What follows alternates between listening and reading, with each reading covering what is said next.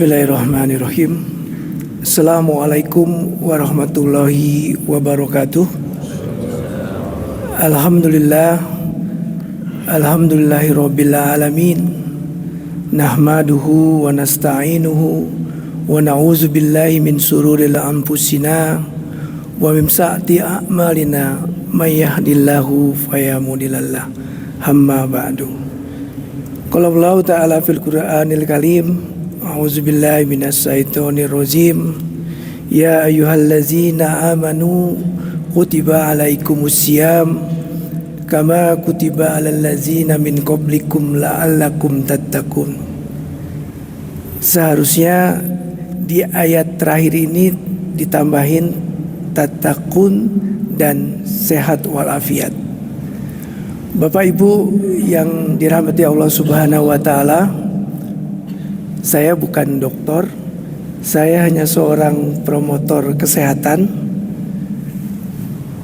Bapak Ibu sekalian, pada hari ini yang singkat kita akan coba bahas apa sebenarnya manfaat puasa dalam bulan Ramadan sebulan penuh terhadap kesehatan fisik dan jasmani kita. Banyak sekali manfaat kesehatan secara fisik. Ada 9 pokok manfaat kesehatan terhadap manfaat puasa Ramadan terhadap kesehatan. Tapi dalam waktu yang singkat ini saya hanya akan jelaskan 2 saja karena menyangkut waktunya. Alhamdulillah pada hari ini kita masih bisa berkumpul di tempat yang mulia ini. Sementara kurang lebih ada sekitar 200 pasien di Rumah Sakit Datu Beru dan hampir 100 di 7 puskesmas rawat inap di Aceh Tengah yang tidak bisa melaksanakan ibadah subuh dan juga ibadah Ramadan. Ada satu ketakutan dalam jamaah kita. Bagaimana saya melaksanakan puasa sementara saya sedang sakit? Bagaimana saya melaksanakan rutinitas pekerjaan saya sementara saya sedang sakit? Makanya dikatakan ya ayyuhallazina amanu, ujungnya takwa.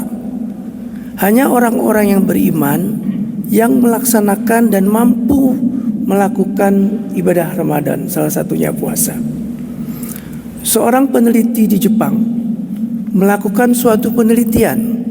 Makanya di Jepang umur harapan hidupnya tinggi-tinggi, di atas 80. Ya, sampai profesor ini penganut agama Shinto, dia beralih dan menjadi mualaf muslim. Karena melakukan penelitian manfaat puasa terhadap kesehatan, salah satunya adalah yang saya sebutkan tadi, yaitu menjaga optimalisasi kesehatan di dalam sistem pencernaan kita. Bapak Ibu, kita sadari bahwa dalam 1 menit kita periksa lambung kita itu kurang lebih 28 sampai 30 kali bergerak atau gerakan usus. Jadi kalau 1 menit dalam 24 jam kalikan saja, berarti kita hampir dalam 1 jam sekitar 500 kali bergerak. Pada saat puasa itu terjadi penurunan, sehingga keluhan asam lambung, keluhan atau ketakutan terhadap bagaimana saya berpuasa terhadap pencernaan saya, maka akan terjadi pengurangan. Otomatis dalam tubuh kita dalam 1 hari kita makan 3 kali, pagi, sore, siang atau malam. Bahkan ada yang berlebih, ditambah snack, ditambah segala macam. Pada saat puasa itu terjadi penurunan. Nah, oleh karena penurunan, maka ini memberikan kesempatan kepada tubuh kita, khususnya untuk sistem pencernaan kita, terjadi perbaikan tubuh. Oleh karenanya di dalam kesehatan sistem pencernaan kita mengalami perbaikan tanpa kita sadari. Bagaimana dengan orang yang mengalami penyakit-penyakit kronis? Ada aturan dan ada tekniknya. Banyak pasien datang ke tempat berobat, saya penyakit gula, saya penyakit sistem pencernaan. Alhamdulillah sampai saat ini terjadi penurunan. Karena apa? Pertama ketakwa, kemudian yang kedua tubuh mengadakan penyesuaian terhadap sistem pencernaan kita. Maka Rasulullah mensunahkan pada saat kita berbuka, kita minum, kita makan kurma, kemudian makan secukupnya, bukan makan membabi buta. Nah, berpuasa bukan hanya untuk memperbaiki sistem pencernaan, tapi juga memperbaiki bagaimana kita menilai suatu bentuk makanan. Makanan itu harus bentuk yang halal dan bentuk yang thayyib, halal dan baik. Buya Hamka mengatakan, pada saat Buya Hamka kecil diberikan makanan yang sumbernya tidak thayyib, maka dia berjanji, untuk anak dan cucuku sedikit pun tidak akan aku berikan makanan yang tidak halal dan thayyib. Kenapa? Karena jenis makanan dalam tubuh kita semuanya akan berafiliasi ke dalam tubuh dan membantu melakukan perbaikan serta pembentukan sel-sel baru. Jadi Bapak Ibu yang selama ini punya ketakutan terhadap sistem pencernaannya, insya Allah tubuh akan menyesuaikan dan ada mengadaptasi terhadap sistem pencernaan tubuh kita. Dan secara statistik terjadi penurunan angka kunjungan rawatan. Biasanya rumah sakit Datu Buru, Pak Sabri, semua selasarnya penuh. Tapi dalam bulan Ramadan turun drastis, walaupun tetap penuh. Ya, kenapa? Karena satu, secara sosial mereka akan berkumpul di rumah lebih baik. Kalau tidak kepepet sekali dan tidak urgent atau tidak gawat darurat, mereka akan mempertahankan, dan itu betul adanya.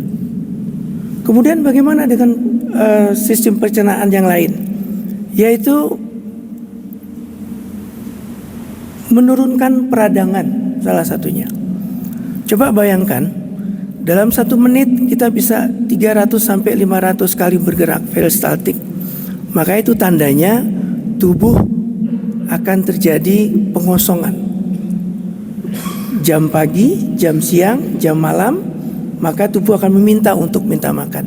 Tapi pada saat ini ada 12 sampai 18 jam puasa. Di daerah tertentu itu puasa sampai 18 jam. Tapi alhamdulillah tidak ada laporan angka kematian yang disebabkan orang melakukan puasa. Tidak ada. Sampai sekarang tidak ada. Oh, ada orang puasa meninggal karena kelaparan, tidak ada. Karena secara otomatis tubuh kita punya sistem autofagi.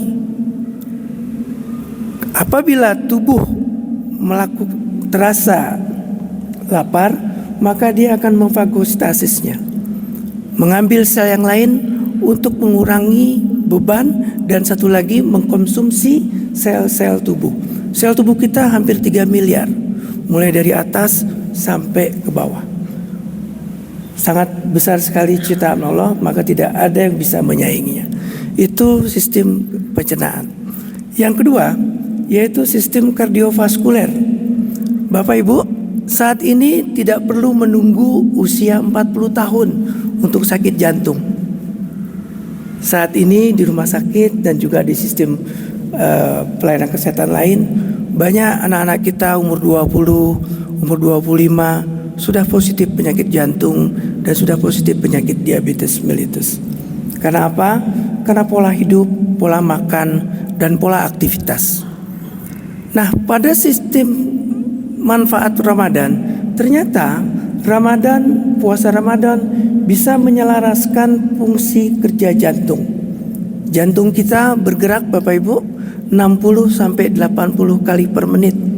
Coba hitung nadi kita. Dan pada saat kita berpuasa, intervalnya 60 sampai 70 menit. Jadi dia mengadakan penyelarasan. Kemudian fungsi oksigen ke dalam tubuh kita pun akan teratur. Maka di dalam sunnahnya katanya tidur itu juga ibadah dalam Ramadan dan juga amal. Kenapa? Tubuh menyelaraskan. Resiko terjadinya penurunan hipertensi akibat puasa sangat korelatif sekali. Orang yang mau operasi, orang yang mau terapi lama, itu disarankan untuk berzikir dan juga salah satunya untuk puasa. Dalam kegiatan operasi besar, apalagi yang berhubungan dengan sistem pencernaan dan jantung, maka diwajibkan seseorang ada yang puasa 12 jam, ada yang puasa 24 jam untuk membersihkan sistem kardiovaskuler dan juga sistem pencernaan kita. Maka tidak boleh di meja operasi nanti ada kotoran sistem pencernaan yang menyebabkan infeksi. Kembali ke sistem kardiovaskuler tadi, bahwasannya salah satu manfaat juga dalam sistem kardiovaskuler ini adalah menurunkan kolesterol jahat kita. Ya. Nah, jadi di Aceh Tengah, Bapak Ibu, penyakit jantung cukup banyak, dan menurut catatan yang sudah dipasang, jantung kita ini dipasang cincin nih, hebat. Dalam catatan sudah ada sekitar hampir 200-an di Aceh Tengah ini.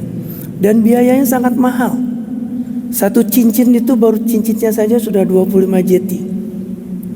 Ya, bahkan ada yang satu, ada yang dua. Dan sangat, maka dikatakan la in sakartum la azidanakum wa la in kafartum inna azabika asadid. Barang siapa yang bersyukur terhadap nikmatku, maka akan aku tambah dari sisi yang tidak dia ketahui. Salah satunya adalah nikmat sehat. Mungkin di antara Bapak Ibu sudah ada yang dipasang cincin. Ya. Saya pun sudah dicangkok leher saya satu. Leher saya pun sudah dipasang juga.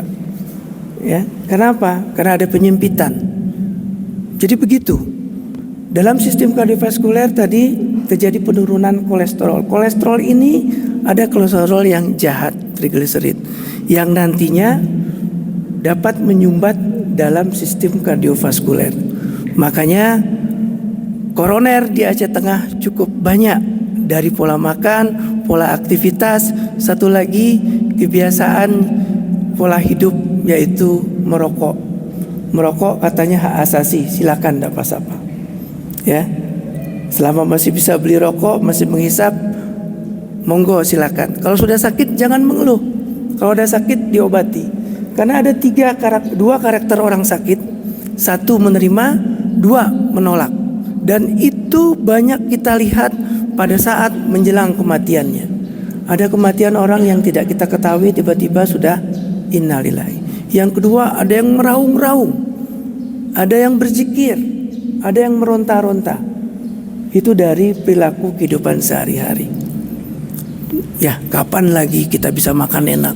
Kapan lagi kita bisa merokok banyak-banyak? Nah, rokok pun kita yang beli, makan pun kita yang beli. Tidak masalah, Bu. Karena hidup ini hitam dan putih, baik dan buruk. Tugas kami sebagai promotor kesehatan menyampaikan. Tugas dai juga menyampaikan hal yang baik dan yang buruk. Hidup itu pilihan. Silahkan bagaimana kita mempola hidup sehatkan kita. Di dunia angka kehidupan yang tinggi itu di Jepang dan Skandinavia. Jepang harapan hidupnya cukup tinggi karena pola hidup dan pola perilaku sosialnya sangat luar biasa. Nah, di Aceh Tengah dengan konsep Islami adil, sejahtera dan merata, salah satunya kita melaksanakan gerakan hidup masyarakat sehat. Saya rasa demikian. Mudah-mudahan lain kali bisa kita sambung kembali. Wabillahi taufik wal hidayah. Wassalamualaikum warahmatullahi wabarakatuh.